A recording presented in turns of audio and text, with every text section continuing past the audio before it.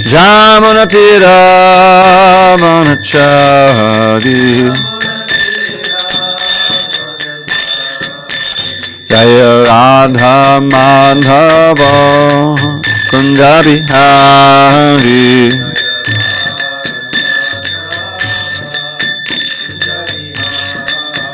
Jaya Radha Madhava Kunjabihari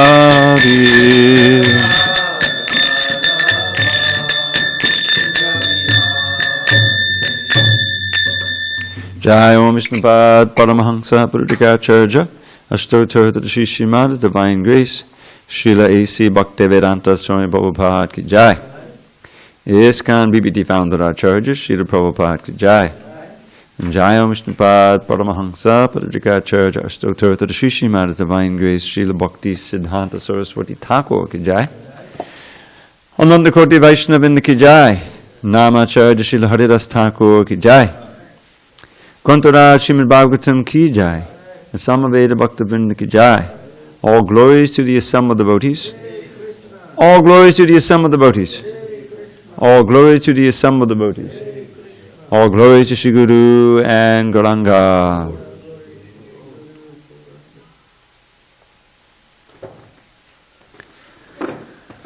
Narayanam Namaskritya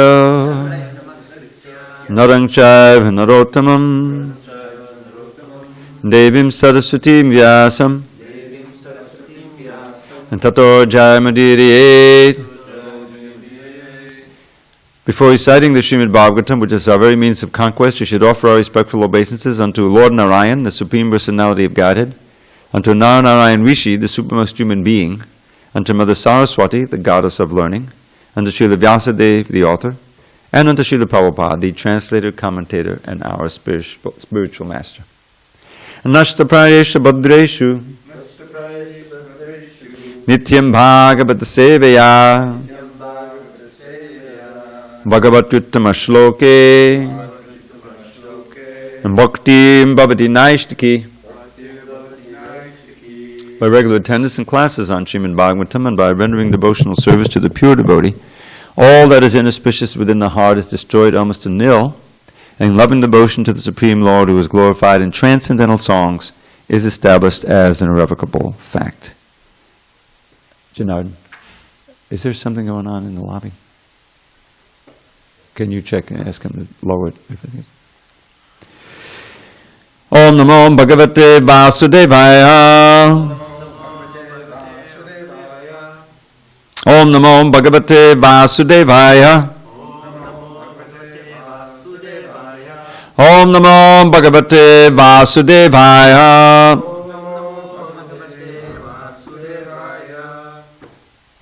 On this 28th day of October 2017 in SanDiego, a reading from Srimad Bhagavatam, translation and commentary by His Divine Grace A.C. Bhaktivedanta Swami Prabhupada.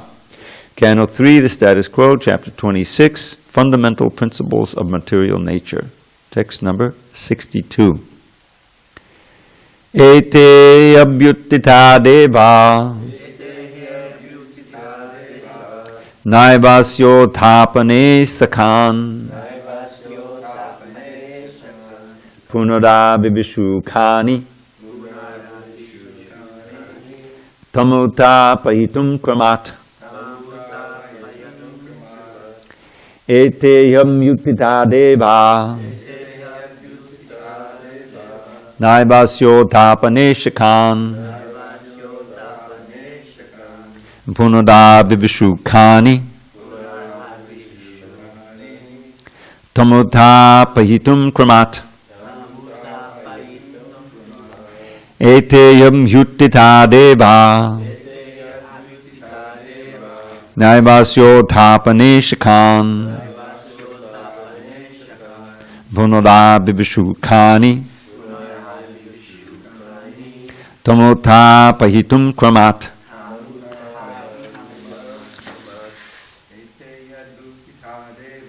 Ete abhyuttita deva naivasyo thapane sakhan avivisukhani tamuta pahitum kramat. ete yabhyuttita deva naivasyo thapane shakhan Bunada vibhishukhani tamuta pahitum kramat ete yabhyutita deva naivasyo thapane shakhan Bunada vibhishukhani tamuta pahitum kramat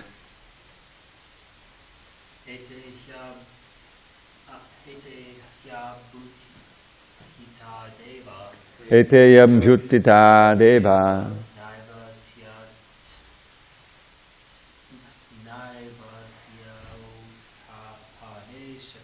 naivasyo thapane shakhan punara vibhishukhani tamuta pahitum kramat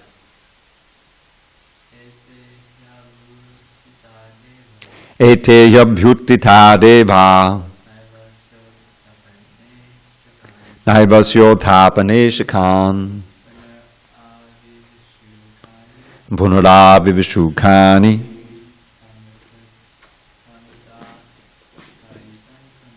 tamuta pahitum kramat. Go ahead.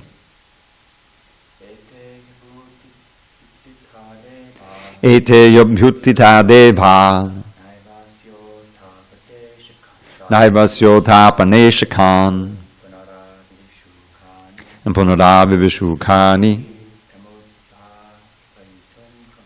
tamutta pahitum kramat. Ete, these, he, indeed, abhyuttita, manifested, devaha, demigods, na, not, eva, at all, asya, of the Virat Purusha, uttapane, in waking, ashakhan, were able, punaha, again, avibhishuhu, they entered, khani, the apertures of the body, tam, him, uttapahitum, to awaken, kramat, one after another.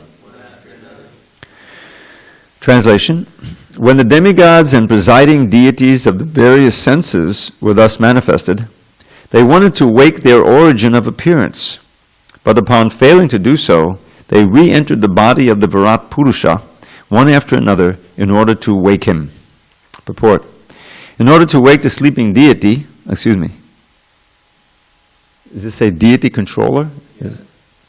In order to wake the sleeping deity controller within, one has to rechannel the sense activities from concentration on the outside to concentration inside. In the following verses, the sense activities which are required to wake the Virat Purusha will be explained very nicely. Let's go on. Vanhirvacha mukham beje nodatishtat tadavarat granena nasike vayur nodatishtat tadavarat. The god of fire entered his mouth with the origin of speech, but the Virat Purusha could not be aroused.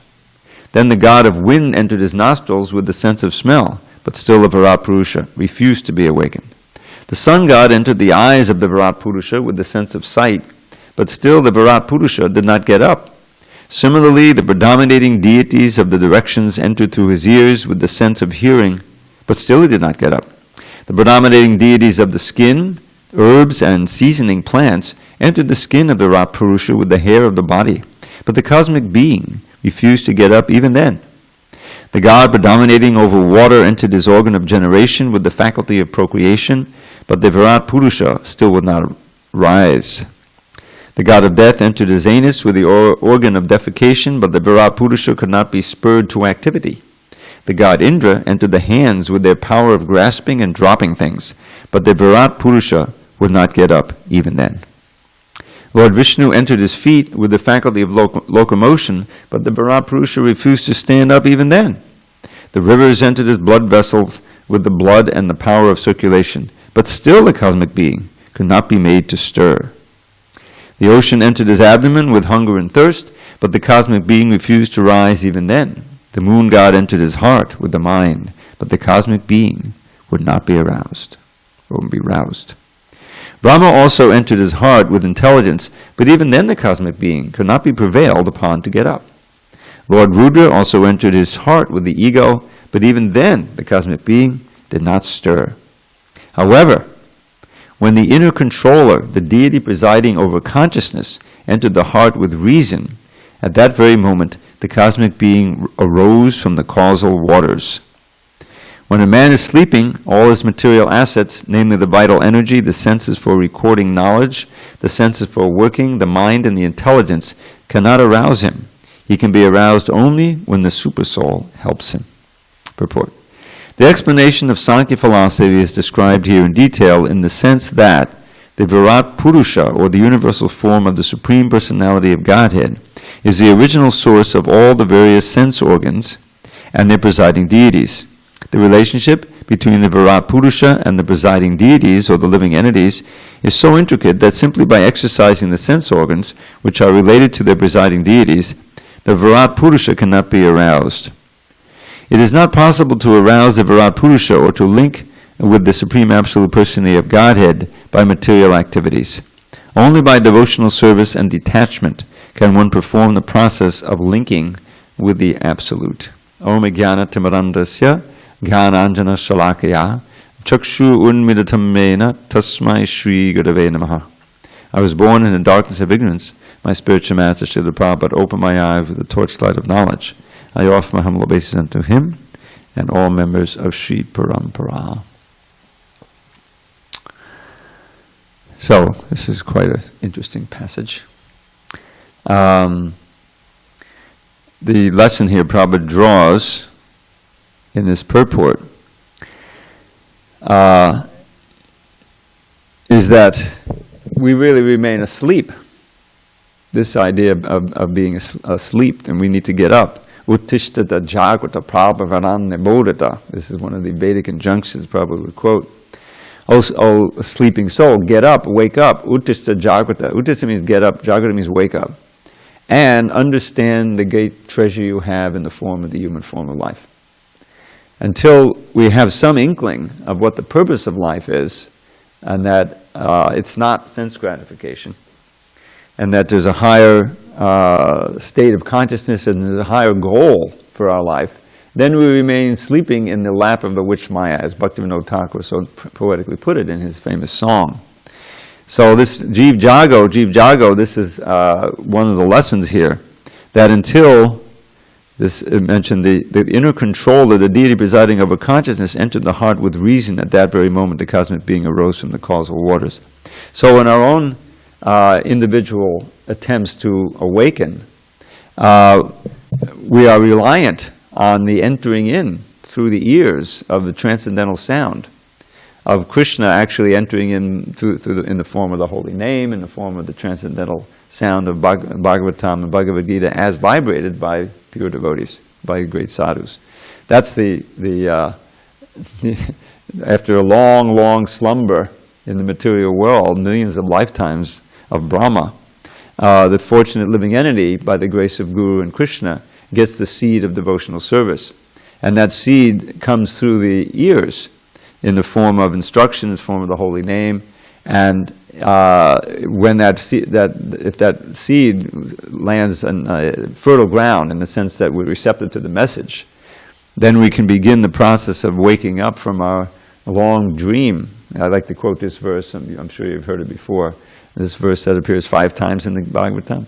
Arte vidyamano pi sangshutirna navartate jayado vishayanasya swapne nartagamoyata. That our sufferings and our flickering pleasures in samsara, in the world of illusion, actually have no substantial existence. Just as Krishna says, nasato vidyate bhavo. For the asat, there's no essential bhava, there's no essential existence. And so the sufferings are also of the nature of a dream. But just as when you're having a nightmare, there's no getting rid of those sufferings till you actually wake up. So one who is meditating, who's absorbed, the word dhyato vishayana is there, which is straight out of the Gita, those in the second chapter. One who is contemplating, absorbed in the sense objects for the purpose of enjoyment, for him, the sufferings don't cease, even though they're substantially unreal of the nature of a dream, just as the sufferings in a nightmare don't cease until you wake up. So Krishna consciousness is really a process. It can be a long process or a short, according to our sincerity, of waking up out of this lifetimes of slumber and dream-like existence. Srila Prabhupada, in his famous letter called the Crow and Towel letter, describing his understanding and the reality of how we came from the spiritual world, he likens it to falling asleep. That we turn away from Krishna and we forget our whole spiritual life, we forget Krishna because of the glare of the material energy, the attraction of the material energy. And then for what seems to us like uncounted eons, we can remain in that state until we get the grace of the contact of a devotee, pure devotee, who we may just begin with a little devotional service that's in the nature of a Gyata Sukriti, but at least it's one step forward that can then make us more receptive in the future to the spiritual message. But somehow or other we need that contact, Krishna directly or Krishna's representative. And that is the first ring of the alarm bell, so to speak, trying to wake us up from this long slumber. And it's so persistent. You can see how persistent this is. Sometimes when, if you're in a deep dream and asleep and someone wakes you, you don't want to leave that dream, You want to, okay, I'll get up in 5 minutes, and try to recapture a dream that you think is pleasurable. Sometimes it happens that way. I know it used to happen that way when my mother woke me to go to school. Maybe not so much in the ashram. But the idea is that we're attached to the dream. It's all we know, and it's a challenge to really accept. It's a challenge to our faith also, and to our pride that we've made a huge mistake, and that our whole life is in the wrong direction. This really is a prerequisite. I always go back to Arjuna in the Bhagavad Gita, where in the first chapter he had all these arguments worked out. His desire really was he didn't want to fight. He didn't want to kill his beloved guru and Bhishma Dev and all of these blood relatives and marriage relatives and everybody he knew, friends. So on a material platform, on a material calculation, he was absolutely correct. He was correct in what's the point of fighting this battle for the kingdom? Because the kingdom will be soaked with the blood of those who I love. And I'll be responsible for killing them. How am I going to enjoy this kingdom? So logically, he should not fight and leave the battlefield. Unfortunately, not unfortunately, but by the counter force was Krishna himself there. He was his dearmost friend, beloved, and he knew that he wanted him to fight. So his transcendental intelligence in the form of the perfect guru and friend was pulling him one way, and his heart, his conditioned heart, as it were, consciousness was pulling the other way. So he, as you know, he surrendered to Krishna. He said, okay, I can't figure it out. I'm paralyzed. I just dropped my bow. My hair is standing on end, not out of ecstasy, but out of fear and out of confusion and high emotion. So now I'm surrendering. You tell me, really, what's best for me. And every sincere person after self-realization, after bhakti, has to come to that point of really coming in contact with someone who you trust implicitly, who can instruct you. Now, we've all been fortunate to come in touch with Srila Prabhupada's books, and coming in touch with his books means coming in touch with him personally. But still, you need that individual person, as Prabhupada said, who can pull your ear, can get on your case. It's too easy to close Prabhupada's books and go off into Maya. But if you're actually working, under a spiritual authority, your guru or his trusted representative, then you feel the pressure. You feel the impetus to actually do the right thing. Just like, it happens every day that the parents try to tell the kid to do the right thing, but the kid gets involved in the wrong, in bad association and this and stuff. So sometimes they'll take him and put him in an institution under, as Prabhupada says, a severe man, to knock some sense at them out of love, out of care. And people don't understand that the troubles in this world are part of Krishna's what we would call tough love, to instruct us, to teach us that this is not our place of happiness. This is not where we can enjoy perpetually. Our endeavors to do so is completely foolish. And you can't understand it though without the transcendental knowledge, without the books, because it just becomes you just try some material strategy to cope with material energy. We've been doing that for millions of births. Dukkha aushadam tadabhidukam, and those very remedies cause more suffering. The first suffering is that you're trying to make some material adjustment. That in itself is the fallacy. There is no material adjustment to the material problems. The adjustment is a spiritual solution to get out of the material world entirely. So here you see that this dramatic situation here. All the demigods have been created, all the senses have been created, the sensations, but still nothing happening here because the Virat Purusha is not woken up. In other words, the creation is not going on until the consciousness. This is when the inner control of the deity presiding over consciousness entered the heart with reason. At that very moment, the cosmic being arose from the causal waters. So the idea, this is a dramatic way of understanding how until the super soul, until the Supreme Lord enters in and gives everyone the intelligence of how to work conjointly in running this universe, nothing is really going to happen here. All of the ingredients are there, everyone's waiting for some direction.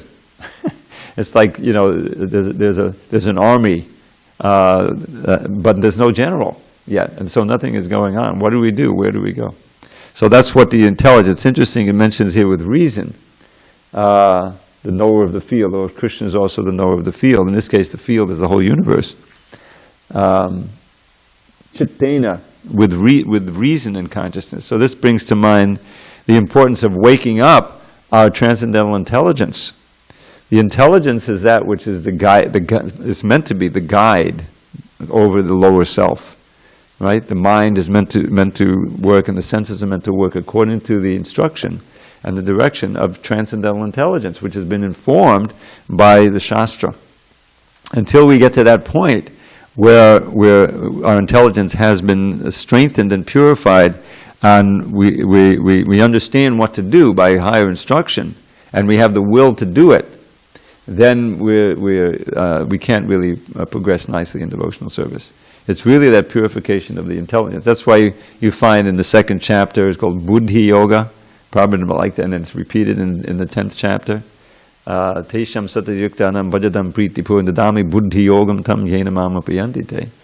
That, moment by moment, connection with Krishna, where he's giving us the intelligence of how to act and how to serve him, that's a really advanced platform. We have to work toward that.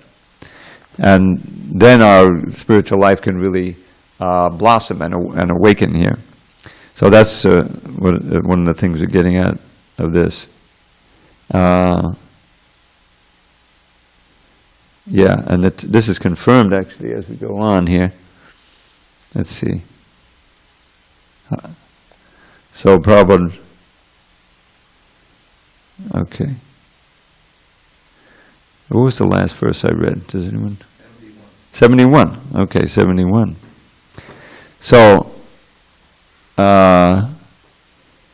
yes, he can be aroused only when the super soul helps him. This reminds me of that section in the second canto, where we can intuit the presence of the super soul with a little use of the intelligence.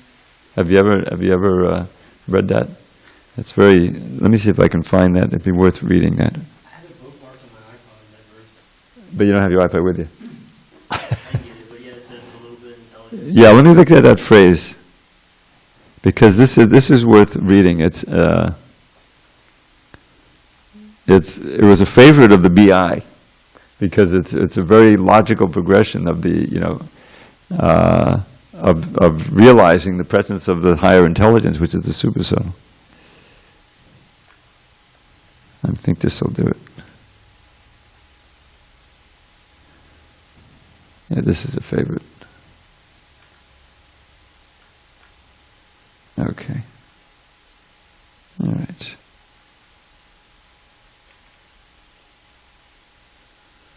It's in the second canto here. All right, I know where it is. Give me a second here.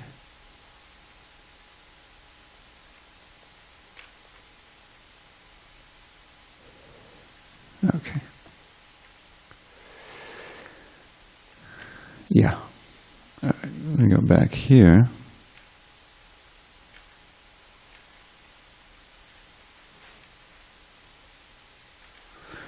All right, this is second canto.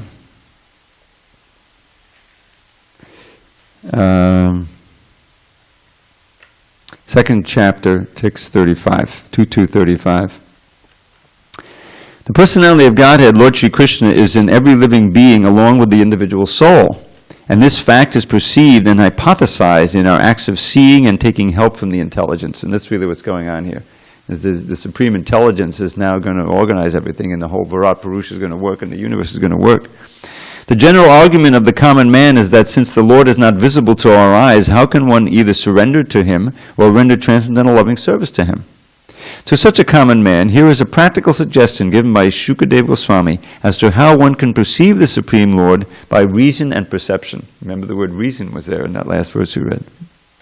Actually, the Lord is not perceivable by our present materialized senses, but when one is convinced of the presence of the Lord by a practical service attitude, there is a revelation by the Lord's mercy, and such a pure devotee of the Lord can perceive the Lord's presence always and everywhere. He can perceive that intelligence is the form direction of the Paramatma plenary portion of the personality of Godhead. The presence of the Paramatma in everyone's company is not very difficult to realize, even for the common man. The procedure is as follows. One can perceive one's self-identification and feel positively that he exists. He may not feel it very abruptly, but by using a little intelligence, he can feel that he is not the body. He can feel that the hand, the leg, the head, the hair, and the limbs are all his bodily parts and parcels, but as such, the hand, the leg, etc., cannot be identified with his self. Therefore, just by using intelligence, he can distinguish and separate his self from other things that he sees. And Prabhu uses this argument all the time. You know, Sunday feast. This is my hand, this is my foot, my mind, my body. Who is the I who possesses those things? It's a nice exercise. Prabhu is reviewing that. So the natural conclusion is that the living being, either man or beast, is the seer, and he sees besides himself all other things. So there is a difference between the seer and the seen. Now, by a little use of intelligence, he can also readily agree that the living being who sees the things beyond himself by ordinary vision has no power to see or to move independently. All our ordinary actions and perceptions depend on various forms of energy supplied to us by nature in various combinations, and this is where these demigods come in. We can't blink our eyes without the demigod. Our sense of perception and of action, that is to say, our 5 perceptive senses, we just heard about this. 1, hearing, touch, sight, taste, smell, as well as the action senses, hands, legs, speech, evacuating organs, and reproductive. And also the 3 subtle senses, mind, intelligence, and ego, 13 senses in all, are supplied to us by various arrangements of gross or subtle forms of natural energy. And it is equally evident that our objects of perception are nothing but the products of the inexhaustible permutations and combinations of the forms taken by natural energy.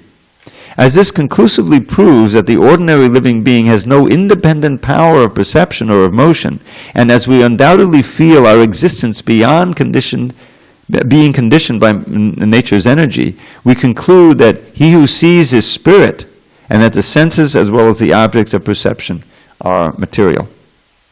The spiritual quality of the seer is manifest in our dissatisfaction with the limited state of materially conditioned existence. Now this is a very important point to come to be dissatisfied. to feel that we're not at home here.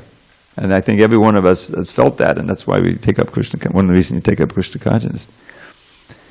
That is the difference between spirit and matter. There are some less intelligent arguments that matter develops the power of seeing and moving at a certain organic development. Life comes from matter. But such an argument cannot be accepted because there is no experimental evidence that matter has anywhere produced a living entity. Trust no future, however pleasant. Idle talks regarding future development of matter into spirit are actually foolish because no matter has ever developed the power of seeing or moving in any part of the world. Therefore, it is definite that matter and spirit are two different identities, and this conclusion is arrived at by the use of the intelligence. So we're back to that phrase. Now we come to the point that the things which are seen by a little use of intelligence cannot be animate unless we accept someone as the user of or director of the intelligence. Intelligence gives one direction like some higher authority, and the living being cannot see or move or eat or do anything without the use of intelligence. When one fails to take advantage of intelligence, he becomes a deranged man. And so a living being is dependent on intelligence or the direction of a superior being.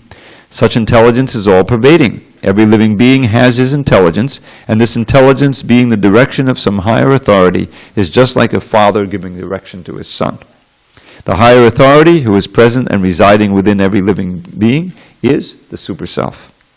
At this point in our investigation, it's like a whole thing, we may consider the following question. On the one hand, we realize that all our perceptions and activities are conditioned by arrangements of material nature.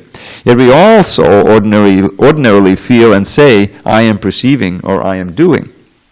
Therefore, we can say that our material senses of perception and action are moving because we are identifying the self with the material body, and that the superior principle of the super-self is guiding and supplying us according to our desire. By taking advantage of the guidance of the super-self in the form of intelligence, we can either continue to study and to put into practice our conclusion that I am not this body, or we can choose to remain in the false material identification, fancying ourselves to be the possessors and the doers. Our freedom consists in orienting our desire either toward the ignorant... Okay, yeah. By taking advantage of, this is the key, you're right, by taking advantage of the guidance of the super-self in the form of intelligence and in the form of Shastra, in the form of Guru, that's not mentioned, but that's it. We can either continue to study and to put into practice our conclusion that I am not this body, or we can choose to remain in the false material identification, fancying ourselves to be the possessors and the independent doers.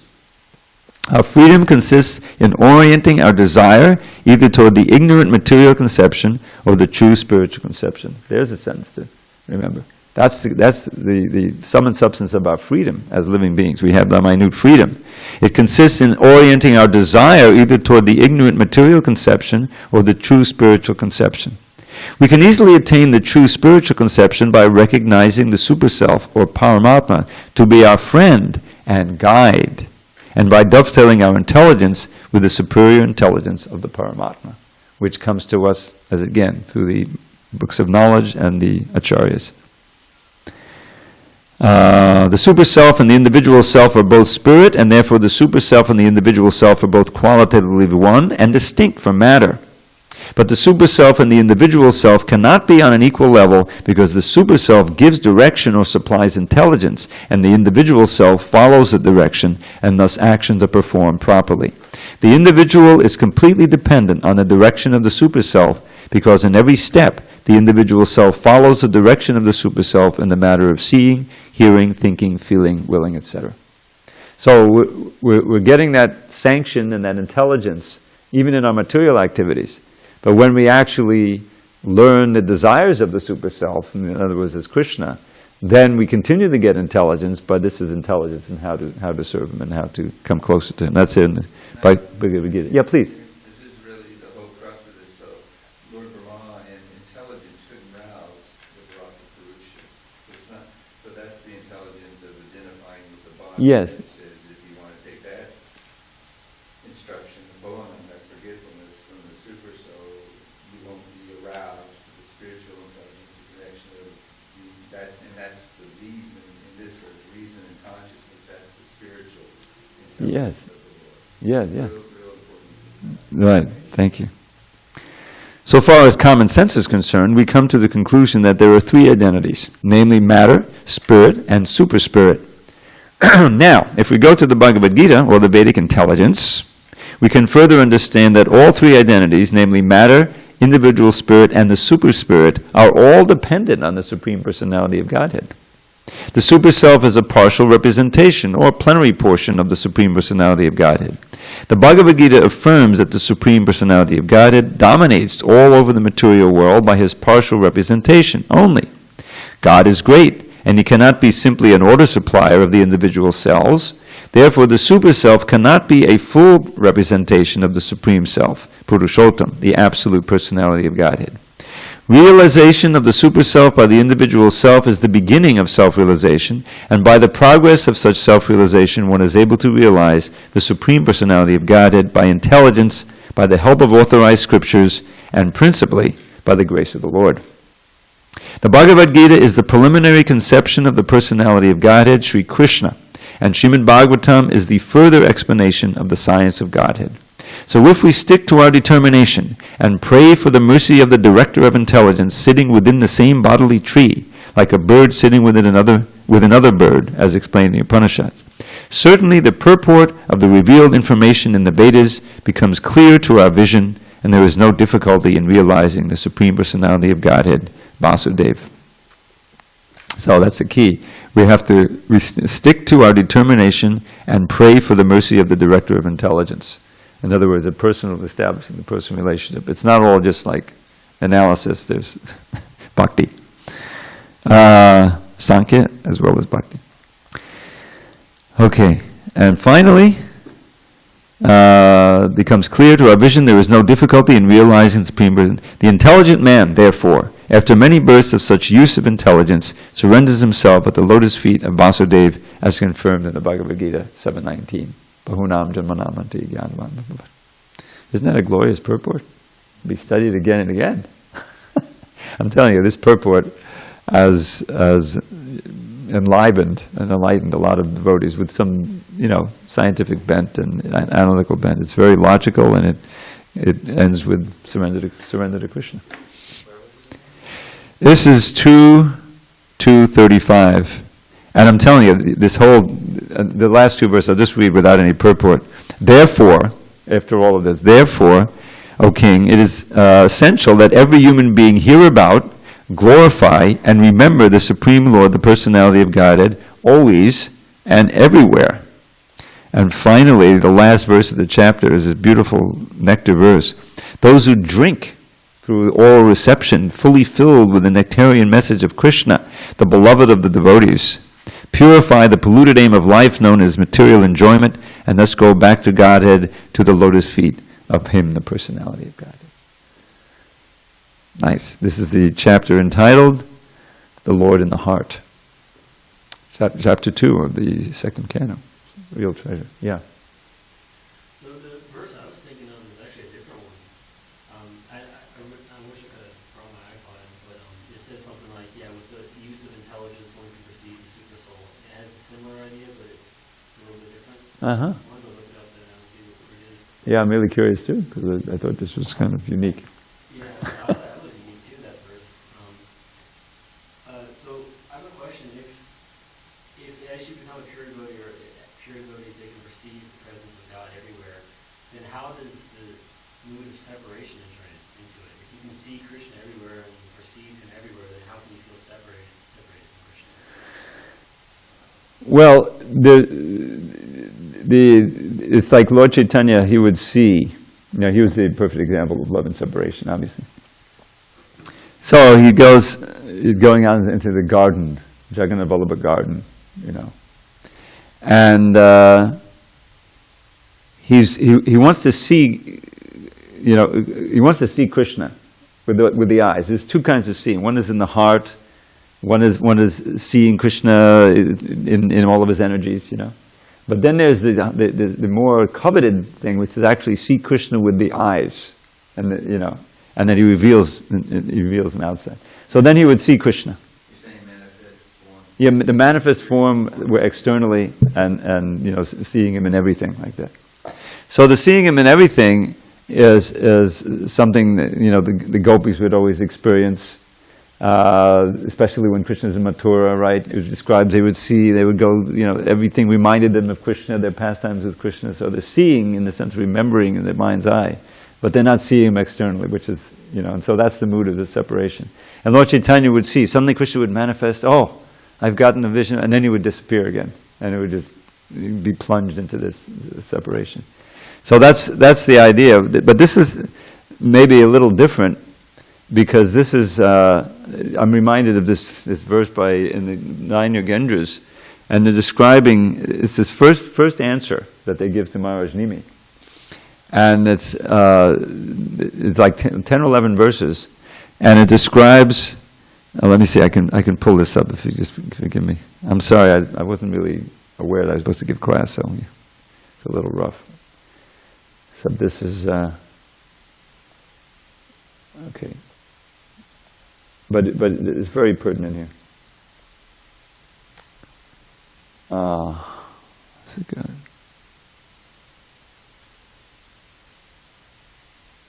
Okay.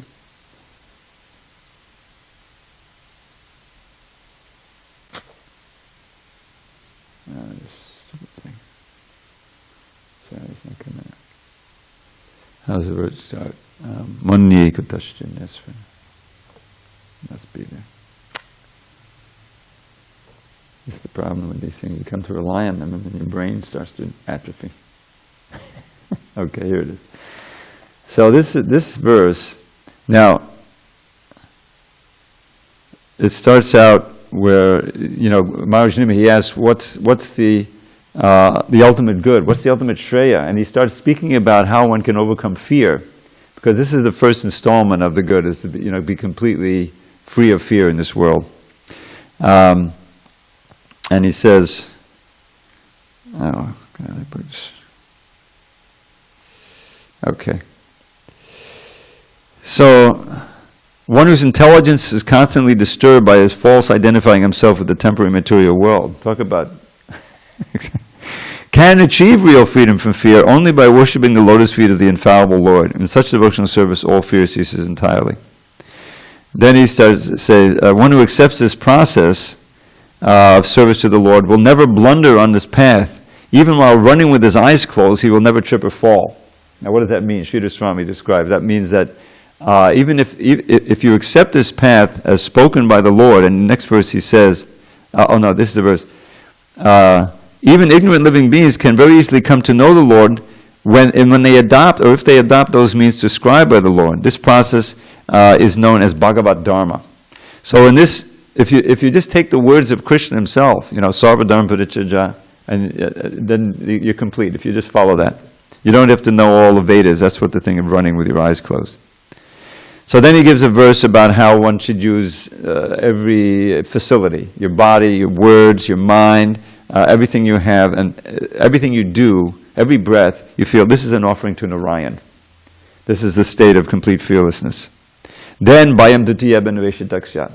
That's the next verse, which is a very famous verse about the source of fear, is separating the material energy from Krishna, seeing this world as separate from Krishna, turning away from the Lord, and being topsy-turvy.